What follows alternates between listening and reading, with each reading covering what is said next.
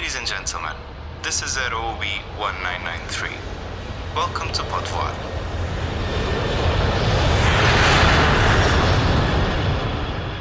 Olá a todos e bem-vindos a mais um episódio do Pod Voar.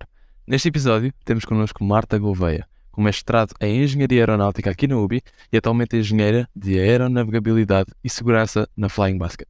Vamos saber um pouco mais sobre o que tem sido o percurso académico e profissional da Marta, já que ambos são relativamente preenchidos. Para não falar que, enquanto estudante, a Marta foi um membro da AUBI e ainda da AeroUBI, o nosso núcleo. Como se não bastasse, participou ainda de outros projetos e experiências que foi realizando ao longo de todo o resto. Portanto, fiquem por aí. Olá Marta, e mais uma vez obrigada por teres aceito o nosso convite. E começando aqui por falar um bocadinho do teu percurso académico, formaste-te aqui na UBI, fala-nos um bocadinho do que é que foi o teu percurso académico, incluindo os projetos em que estiveste envolvida e o que consideras que retiraste melhor depois na tua vida e do tempo que passaste aqui. Obrigada e obrigada pelo convite. O meu percurso académico, por acaso, não começou na UBI, começou na Universidade de Aveiro, em Engenharia Mecânica. Uma vez que eu gosto e gostava de engenharia e de coisas de mecânica, mas eu também tinha uma paixão por aviação, mas eu não tinha a certeza se era aquilo que eu queria. Então eu comecei em Engenharia Mecânica em Aveiro e tive uma cadeira em Aveiro que tivemos o professor que nos deu uma matéria sobre a aerodinâmica e eu achei aquilo uau. Aquilo deu uma certeza que eu queria seguir esta área, a aviação. Portanto, eu tomei a iniciativa no segundo ano, pedi a transferência para a UBI e acho que para mim foi a melhor decisão que eu fiz. Ok, então não foi daqueles casos em que não entrou à primeira, quando disseste que começaste o percurso académico em Aveiro. Pensei que poderia ter sido aqueles casos em que entraste em segunda opção, depois houve transferência, mas... Não, neste caso foi a primeira opção, Engenharia Mecânica em Aveiro, até porque eu vivia lá perto e queria ter a certeza da minha decisão. Mas em contrapartida eu tive que fazer 2 cadeiras a mais enquanto estava na UBI. Por exemplo, em vez de fazer 5 fazia 6, mas isso também me testava a minha persistência, até porque eu também nunca chumbei em nenhuma cadeira. Mas também nunca fui aquela aluna de alta média, porque também andava sempre sou super proativa, andava sempre em iniciativas, no AeroUBI, na AUBI, na AISEF, que é uma organização de voluntariado que promove os estudantes a irem para fora, a ter experiências de voluntariado, entre outras coisas. Também trabalhava ao fim de semana. Todas essas experiências que me deram... em paralelo com a universidade, me deram imensas skills que hoje em dia têm ajudado imenso num mercado de trabalho que é desafiante. Sim, sem dúvida, muito proativo. E quero-vos inspirar também a vocês estudantes. Sim, sem dúvida. E o mais difícil não é, como disseste, acaba por não ser... Tinhas 6 cadeiras e para nós que entramos em qualquer curso atualmente de engenharia, grande parte é 5. O passar a cadeira não é o difícil, mas ter a proatividade, ir atrás do resto, isso sim é o que vai mudar, não é? É o que muda depois no mercado de trabalho, como disseste. Isso, por acaso, é uma mensagem que eu vos queria passar. Ter estas experiências como vocês estão a ter. Parabéns por esta iniciativa. São estas pequenas coisas de estar no AeroUBI que fazem a diferença. Pelo menos eu falo por mim. Com a minha experiência de trabalho, tenho 1 ano e meio de experiência, não é muito, mas pelo menos também já me dá uma perspectiva do que aquilo que o mercado de trabalho espera. E eu, sinceramente, quando estive nas minhas entrevistas à procura de trabalho, por exemplo, uma das coisas que me perguntavam mais era estas atividades extracurriculares. O que é que fazias em paralelo com a universidade?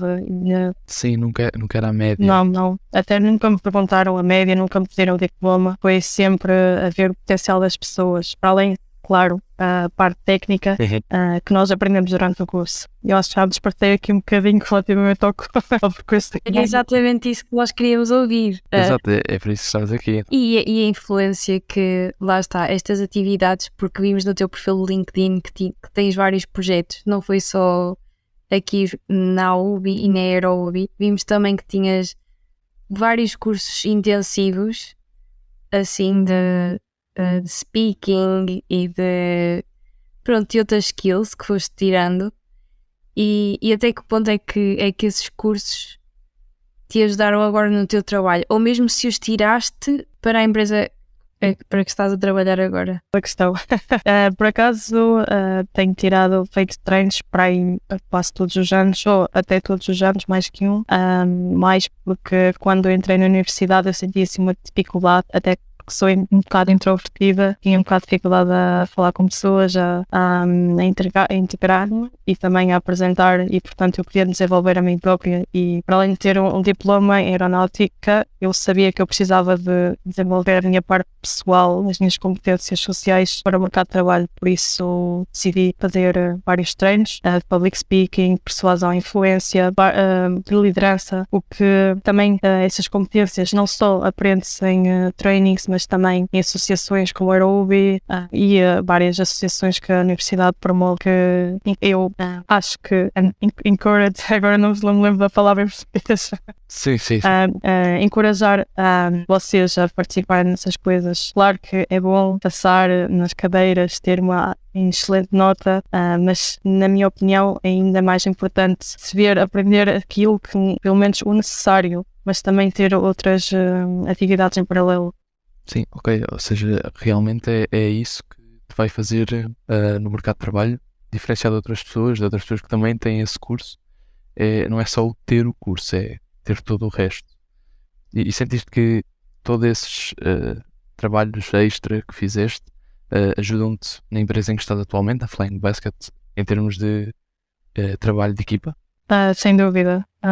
Eu diria até que é super essencial, porque eu, na minha área da aeronavegabilidade e segurança, tenho que trabalhar com os vários departamentos da Flying Basket, operações, manutenção, manufatura, e se nós não tivermos mente aberta e comunicação empática com as pessoas, não vamos conseguir trabalhar da maneira com que se pretende para fazer as aeronaves seguras. Diria que também a parte de ser engenheira de segurança e ter competências de liderança ajuda a meter a segurança como influenciar as pessoas, porque a segurança, se nós não tivermos segurança, não metemos a segurança como primeiro valor nas coisas que nós fazemos aqui, nunca vamos, se as pessoas não levarem a sério a segurança, nunca vamos podemos obter um produto rápido, mas nunca vamos obter um bom produto a longo prazo, porque realmente a minha experiência com as autoridades, o que realmente faz-nos diferenciar das outras empresas, e eu trabalho numa startup, e o que nos faz diferenciar das outras empresas é realmente porque nós valorizamos a segurança, metemos a segurança como valor da nossa empresa, e as autoridades, neste caso a EASA e a ENAC, em Itália, valorizam-nos e veem-nos como um exemplo comparado com outras empresas de drones. E antes de falarmos um pouco sobre como foi o processo de entrar na empresa onde estás atualmente a trabalhar, referiste drones. Podes explicar um bocado mais onde é que a Flying Basket se, digamos, integra atualmente no mercado? Qual é que é o trabalho que ela desenvolve? Flying Basket é uma startup, tem 8 anos, está em desenvolvimento, ele faz desenvolvimento, produção e opera drones de carga, drones que carregam, podem levantar até 100 kg, e inclusive o drone pesa 72 kg, portanto, como podem ver, consegue voltar a voar cerca de 172 kg em cada operação. Por isso é uma coisa que realmente a segurança tem que ser bastante valorizada. A Flying Basket também está situada em Itália, no norte de Itália. É constituída por uma equipa de imensas pessoas à volta do mundo. Neste momento nós temos 16 nacionalidades diferentes, o que também me permite, como vocês me perguntaram, os treinos que eu fiz antes permitem-me comunicar com as pessoas dentro da empresa, porque cada um tem as culturas diferentes, sensibilidades diferentes, e nós temos que ter empáticos e perceber realmente como é que devemos trabalhar uns com os outros num ambiente multicultural. Também diria que nós daqui na Flying Basket, eu claro que sou engenheira de aeronavegabilidade e segurança, mas também tenho a oportunidade numa startup, de conseguir obter experiência em vários setores. Nós não ficamos só trabalhar na nossa área, mas também aprendemos um bocado o que é que os outros fazem, porque uma startup nós temos que ajudar a empresa a evoluir para a próxima fase. E, claro, ao longo desse percurso, aprender sempre. Não só no trabalho, mas também aprender na universidade, por exemplo, que é uma das melhores fases da vida, e nunca vai haver uma fase como esta. Depois é só a responsabilidade a crescer. Pois. Sim, é verdade. E antes de avançarmos aqui para perguntas mais direcionadas às tuas funções na Flying Basket, como é que surgiu esta oportunidade de trabalhar para a empresa e como é que foi todo o processo de transição no mercado de trabalho para ti? Isso até me faz rir só de pensar, porque foi na altura do Covid, ainda estava em casa a fazer a minha tese e, entretanto, eu, pronto, está sempre aquelas altos e baixos da tese e eu estava naquele momento mais aborrecido, queria iniciar aqui a motivação e decidi procurar por trabalhos, enquanto para me dar um bocado de motivação, o que é que me espera, e procurei, eu só usei o LinkedIn, foi uma fase de procura de trabalho que demorou mais ou menos 2 meses entre procurar até arranjar trabalho. Candidatei-me especialmente na Europa, a empresas não só direcionadas para drones, mas aviação em geral. Mas queria essencialmente trabalhar na área da segurança, que era uma cadeira que eu gostei na universidade e também sempre vi coisa interessante, mesmo antes de entrar na universidade. Portanto, nestes 2 meses, candidatei-me a vários empregos, candidatei-me todos os dias, ainda me lembro, estava sempre a candidatar e, claro, por exemplo, em cada 100 candidaturas que eu fazia, 90 delas diziam-me que não, e é normal, temos que tentar a rejeição porque faz parte desse processo. Sem dúvida. E nestas últimas 10 eram aquelas que realmente me diziam talvez. E pronto, entrei naquele processo de entrevistas, fiz algumas entrevistas, tive algumas empresas interessadas, algumas me ofereceram propostas, outras disseram que pronto, não era aquela expectável, mas no final, quando eu recebi a proposta da Flying Basket, mas ao mesmo tempo também tinha mais outras 2 propostas na mão e eu li a da Flying Basket porque vi que era uma startup, era uma coisa que eu realmente podia pôr as minhas ideias em prática, uma empresa pequena que de rápida mudar, consegue mudar rápido e diria que era numa zona do norte de Itália, no meio das montanhas. Achei o projeto interessante porque eles fazem operações, nós fazemos operações com os nossos drones num sítio para zonas remotas, onde não é possível aceder com carros, ou que atualmente só se consegue aceder com helicópteros. Por exemplo, vocês querem ir de uma zona, querem ir de uma cidade para uma zona montanhosa onde só conseguem ir de helicóptero, os nossos drones transportam carga para colocar no ponto de difícil acesso dentro. E até 100 kg é bastante carga, não é? Sim. Atualmente nós, por exemplo, transportamos, agora vou falar um bocadinho mais das aplicações da empresa, nós fazemos transporte de carga, também fazemos levantamento de carga para o topo de edifícios, para indústrias como, por exemplo, para me recordar os termos em português, forestry, telecomunicações, logística. Nós trabalhamos com o Correio italiano, como também trabalhamos com a empresa da Leonardo, da Itália, de helicópteros. Nós, em princípio, entre este ano e o próximo ano, vamos começar a fazer operações para ilhas, onde vamos transportar cargas para ilhas remotas. Projeto interessante. E também trabalhamos com empresas eólicas, onde nós fizemos, por exemplo, uma operação onde transportávamos um robô, fazia manutenção das hélices eólicas, transportávamos o robô e medíamos em cima das hélices para que o robô fizesse a manutenção. Era assim uma coisa mais fácil para facilitar também a vida dos nossos clientes, claro, que é o mais importante para nós. Nós sabemos onde é que serves dentro da empresa, mas quais é que são as tuas funções e as tuas principais responsabilidades como engenheira de aeronavegabilidade e segurança? Engenheira de aeronavegabilidade, a minha grande função é assegurar que cada voo que nós fazemos é feito de maneira segura. Ok. Para isso nós também entra aqui a parte da segurança. É um pouco ligeiramente diferente, mas as duas trabalham maioritariamente juntas. Portanto, tem que fazer bastante conformidade com o produto, para garantir que realmente nós seguimos as leis da aviação.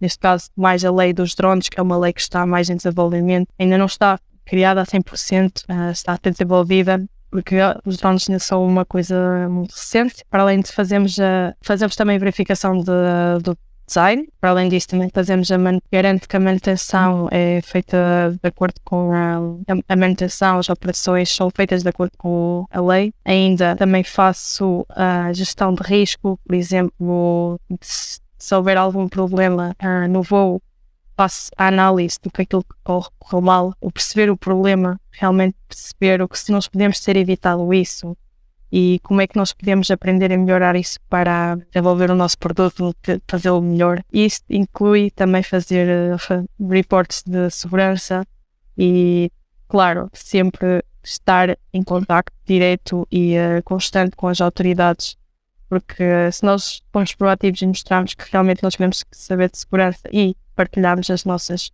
experiências e lesson learned com as outras empresas e com a indústria, claro que eles nos vão valorizar. E estavas agora a falar das leis da aviação dos drones e como é algo que ainda está em desenvolvimento. E neste sentido, como é que na Flying Basket se garante que todas as aeronaves estão em conformidade com os regulamentos e padrões de segurança? Quais é que são estes padrões de segurança? Portanto, quando estamos a movimentar uma carga, quais é que são as medidas de segurança principais?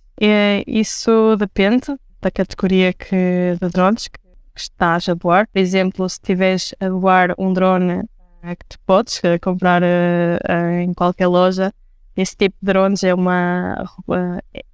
mesma lei que se aplica, mas por exemplo, neste caso tu tinhas só que registar o drone no site da EASA ou da Portugal e voar com certas limitações. Claro que também precisas da licença, mas para o caso da nossa empresa, nós trabalhamos na categoria específica, o que requer, para além de registarmos como operadores de drones, nós temos que seguir candidatar a uma Operational Authorization, uma autorização para podermos voar numa certa localização, e para isso nós temos que ter, por exemplo, manuais de operação, manuais de voo, como também temos que desenvolver uma análise de risco, que a segurança das nossas operações está contida.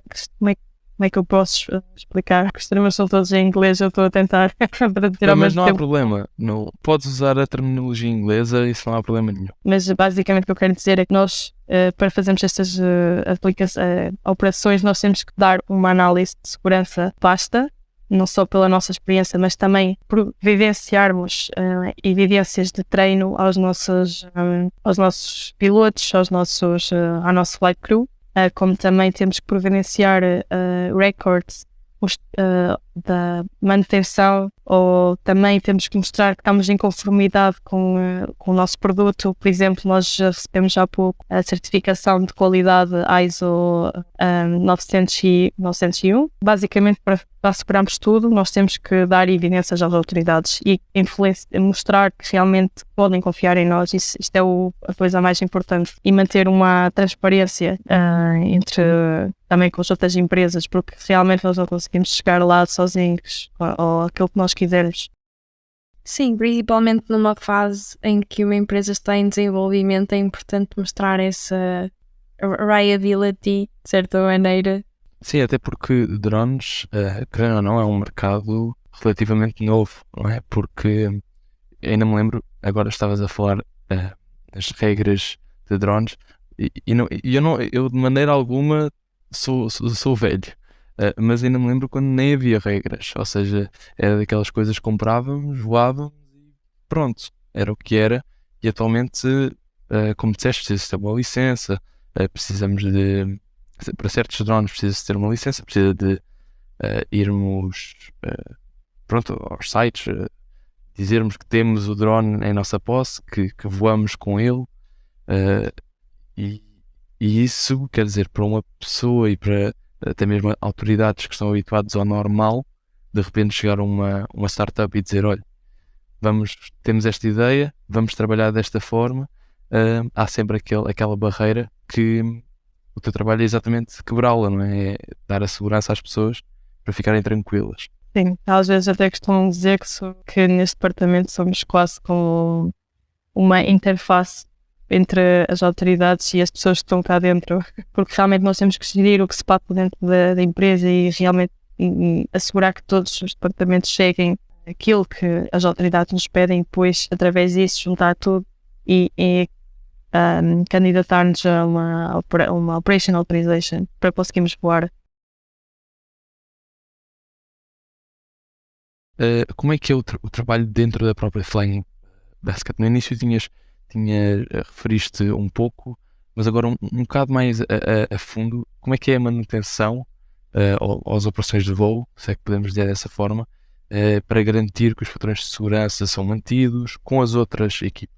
Ok, antes de cada voo nós fazemos chamadas pre-flight checklist, onde nós verificamos se o produto se os componentes do produto do nosso drone estão de acordo com os standards que estão na lista. Checklist é o normal aeronáutica, não é?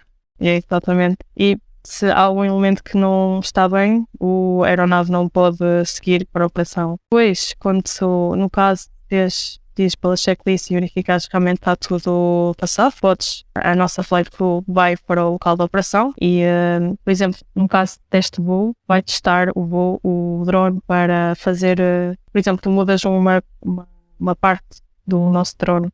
Neste caso, também tens outra checklist para realmente tens procedimentos de voo, também fazes o check, temos checklist para tudo. Sim, sem dúvida. Depois, quando a operação acaba, o piloto tem a responsabilidade de marcar, de registar se houver algum problema com, por exemplo, a câmara, com a bateria, registra num chamado Technical Logbook, onde depois esta ficha passa para a parte da manutenção e quando o drone chega à empresa novamente é feita a manutenção necessária aos componentes. Ok. E neste sentido, estavas a falar que pronto, a Flying Basketing é uma startup, portanto, como é que se mantém atualizada com os últimos avanços do mercado, até mesmo relativamente a outras empresas de desenvolvimento de drones?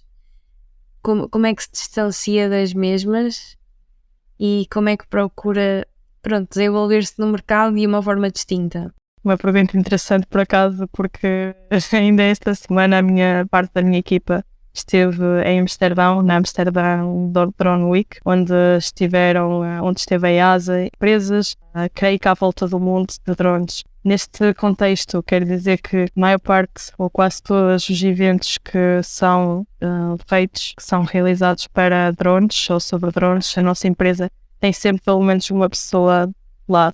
Por exemplo, o mês passado estive em Colónia, na Alemanha, na sede da EASA, para participar num workshop onde eles mostraram como é que seria a nova regulação, não é nova regulação para os drones, mas a regulação mais detalhada, mais avançada, de acordo com a experiência das empresas. Portanto, a nossa empresa está sempre, pelo menos tem sempre o cuidado de estar sempre atenta das modificações e não só estar atenta, mas também divulgar isso dentro da nossa equipa para que todos estejam consciência de que realmente as coisas não são constantes e que realmente também os drones, apesar de serem pequenos, têm a capacidade de fazer muitas injuries, de aleijar alguém ou de Sim. causar problemas graves. Pode ser visto como um brinquedo, realmente parece como um brinquedo, mas isto temos que esquecer que isto é aviação normal e que este pequeno drone pode afetar uma aeronave que hoje em dia tem os estándares tão bem desenvolvidos e colidir com a aeronave, por exemplo. Sim, e o mercado está sempre em evolução e depois também, é uma coisa que acontece, não é? À medida que os acidentes vão acontecendo, vão surgindo novos regulamentos em conformidade com o que acontece, que também foi um bocadinho, estava a pensar agora nessa situação, a questão de começarem a andar dois pilotos nas aeronaves, o piloto e o copiloto. Isto foi uma medida que surgiu por causa de um acidente e com os drones suponho que seja assim um bocadinho na indústria toda. Sim, na aeronáutica, em geral, Sim. a segurança acaba por ser aprender com os erros dos outros. Exato. É verdade. Eu até gostava de acrescentar que, até comparado com a aviação normal, digamos assim, em que tens o avião a descolar, a voar e depois a aterrar, que é uma coisa mais standardizada. Nos drones, tu tens um drone que voa em qualquer lado e pode andar livremente no espaço 3D e isto requer ainda mais esforço. Daí a nova U-Space Concept que a EASA e outras empresas estão a tentar desenvolver de maneira a que consigam promover um ecossistema onde eu, podemos estar a voar drones, mas garantimos que não há colisões no ar. Mas claro que isto é uma coisa que ainda está em desenvolvimento. A minha própria Flying Baskets também está ativamente a colaborar para o desenvolvimento dessas leis. Nós participamos, por exemplo, em working groups para conseguir desenvolver e mostrar, através da nossa experiência, como é que nós podemos desenvolver as leis de uma maneira mais que seja boa, não só para o negócio, mas também para garantir a segurança. Sim, exatamente. É um processo muito complexo. Por vezes as pessoas ouvem segurança e mete um capacete, pronto, se toca a andar, né? Aqui em aeronáutica não dá propriamente para só, sei lá, meter umas proteções nos drones. Há muito mais que se diga. É verdade. E em termos de... há muito mais que se lhe diga, como eu disse. Para trabalhares nesta empresa, para trabalhares neste cargo, que habilidades é que tu... habilidades e qualidades é que tu consideras essenciais para ti, como trabalhador, como engenheira? O que é que tu achas que é essencial para estar no cargo onde estás atualmente? Claramente que o background em engenharia aeronáutica ajuda imenso a trabalhar. Bom ouvir. Apesar de nós, pelo menos eu não estudei tanto quanto gostaria de drones na universidade. Claro, isto dá-me sempre um bom background para perceber as coisas que estão a acontecer nos vários setores. Diria também, para além da parte técnica, essencial é a parte social, de maneira que, como é acima de tudo é o trabalho em equipa, porque eu não vou conseguir fazer as coisas sozinha, preciso sempre das outras pessoas e claramente numa empresa há sempre conflitos, numa empresa, na universidade, num trabalho de grupo, vocês, por exemplo, fazem na universidade, há sempre conflitos e tentar, acima de tudo, é ter escuta ativa, tentar perceber realmente quais é que são os problemas dos outros departamentos, porque é que as coisas não estão a funcionar e tentar ajudar, ter o espírito problem solving é super importante, especialmente numa startup que tens um problema, não sabes fazer, não deixes de fazer, vai procurar ajuda. Isso não diria só que era para a área que eu estou, mas é para todas as áreas. Por isso diria que a parte técnica é fundamental, sim, mas há muitas coisas que eu cheguei aqui e não sabia e aprendi tudo novo. Por isso, não se preocupem em saber tudo, que vocês vão para uma empresa. Acho que vocês deviam aproveitar a oportunidade são coisas novas, cada empresa tem experiências novas. Não há competências específicas para se ter, para estar neste cargo. Apenas diria que terem vocês próprios. Acho que o curso que vocês tiram, que eu também tirei, é suficiente para qualquer pessoa estar neste cargo. Ok. E estamos sempre em constante aprendizagem, pois. E estavas a mencionar há bocado que a área de segurança sempre foi uma área que te suscitou assim maior interesse, mas agora que estás na empresa, por observação de trabalho que fazem as outras áreas, já te despertou algum outro interesse mudar aqui a direção da tua carreira dentro da empresa? Ou... Por acaso sim, aliás até posso explicar, se estiverem interessados, posso explicar porque é que eu comecei na segurança. Sem dúvida. E até vai soar se calhar um bocado estranho porque até que engenharia aeronáutica, mas quando eu era pequena os meus pais deram uma oportunidade de viajar imenso e agradeço muito por essa oportunidade, mas para viajar eu tinha que voar e tinha imenso medo de voar. Parece estranho, mas isso também foi o que me fez começar a aprender mais sobre a aviação, dar voltas. Este medo fez-me começar a perceber mais como é que o avião funciona para perder totalmente o medo e continuar a fazer o que eu gosto, que é viajar. E para além disso, queria tornar a segurança, a aviação mais segura e fazer com que as outras pessoas não tenham medo de voar, porque realmente não é preciso ter medo de voar, apenas perceber aquilo que a mecânica e como é que as operações das aeronaves funcionam, acaba sempre por ajudar a aliviar o teu medo. E foi isso que me fez ir para a aeronáutica e foi isso que me fez agora estar na área da segurança. Agora, passado 1 ano e meio, estar numa startup e de ter agora uma ideia do que é segurança e de aeronavegabilidade, também tenho ajudado os outros departamentos e realmente também percebi que gosto da parte das operações, a organização e a gestão das operações. Acho que dá aquela pica para ver as coisas a acontecerem no ar e ver um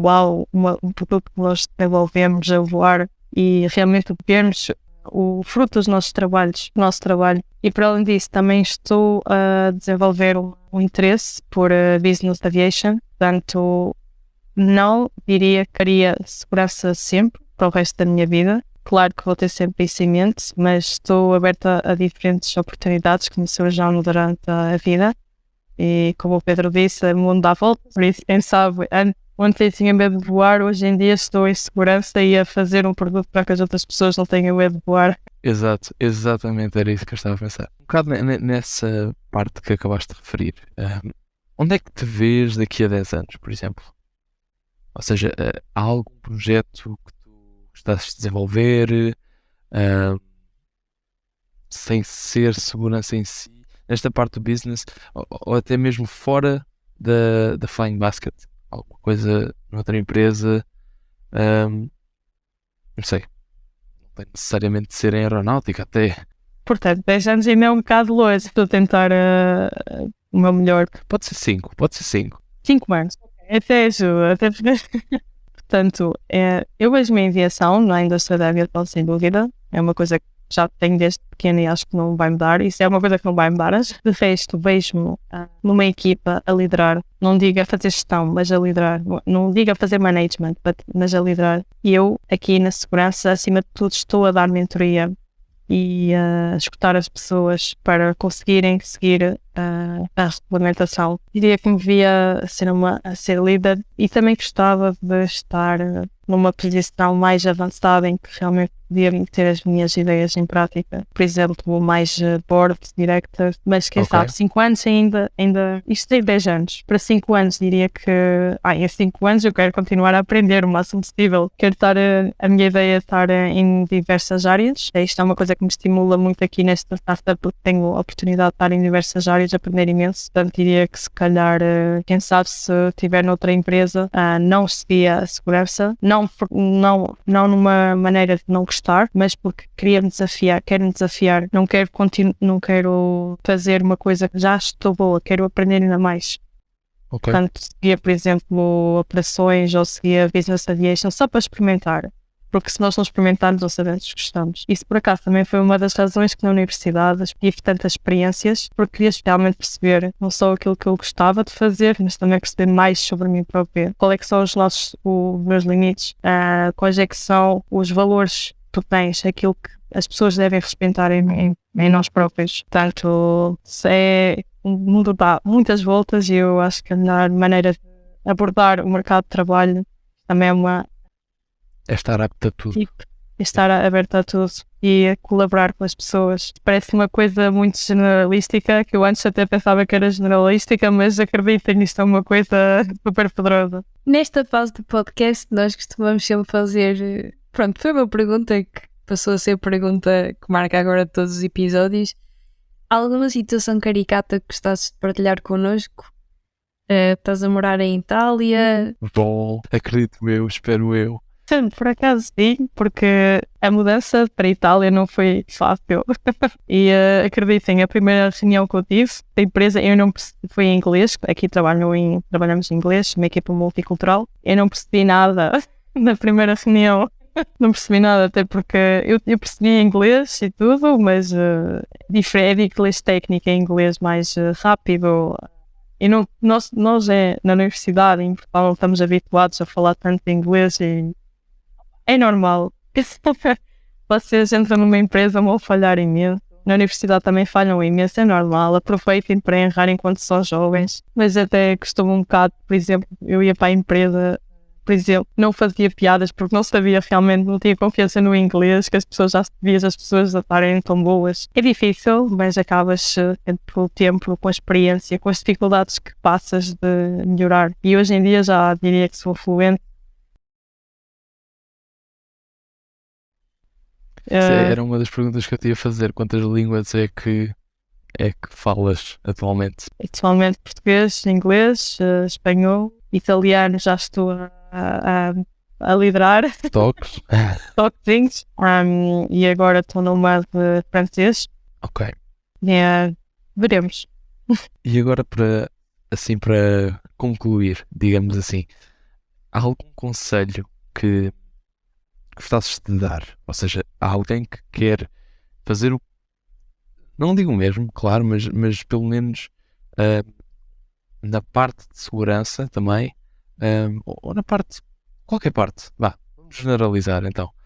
Algum conselho que queiras dar a nós, por exemplo, a mim que estou no primeiro ano, à Diana que está no terceiro, a pessoas até amigos nossos que agora estão no quinto e que eventualmente vão sair ainda nos que são mestrado integrado.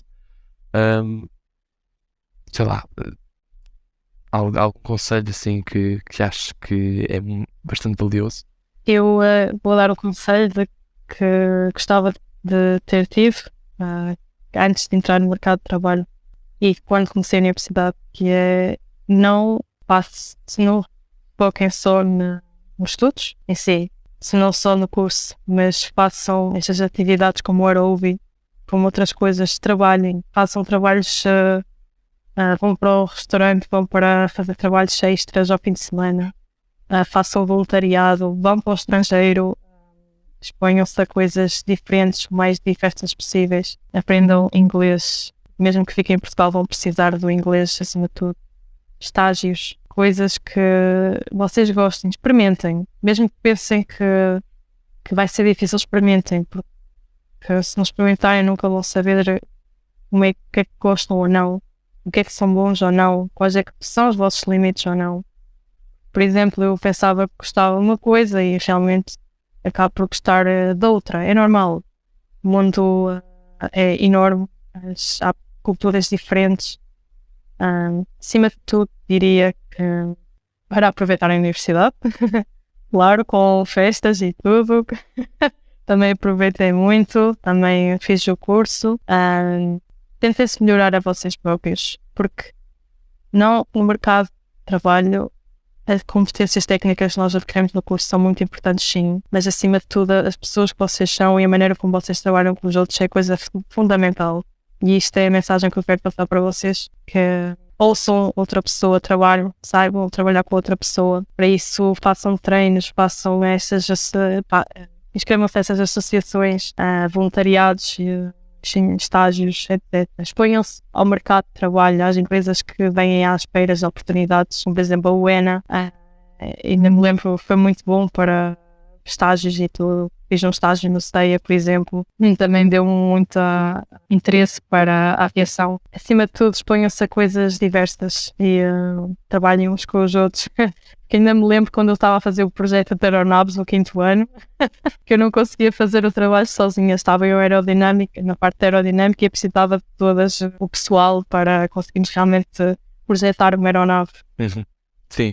Exatamente, é expor-nos coisas diferentes, a coisas diferentes que descobrimos aquilo que gostamos. E assim chegamos ao fim de mais um episódio. Marta, muito obrigada por teres aceito o nosso convite. Há mais alguma coisa que gostasse de acrescentar? É um prazer ter participado nisto. Eu adoro ver a Aerobi com estas iniciativas e a inovar. E parabéns pela coragem de vocês, da organização, estarem aqui, vocês os 4 também. Parabéns por isso e divirtam-se e aproveitem esta fase da universidade, porque depois são responsabilidades. Pronto, então acabamos assim. E obrigada e até ao próximo episódio. Voltem sempre. Obrigada. 50, 40, 30, 20, restart.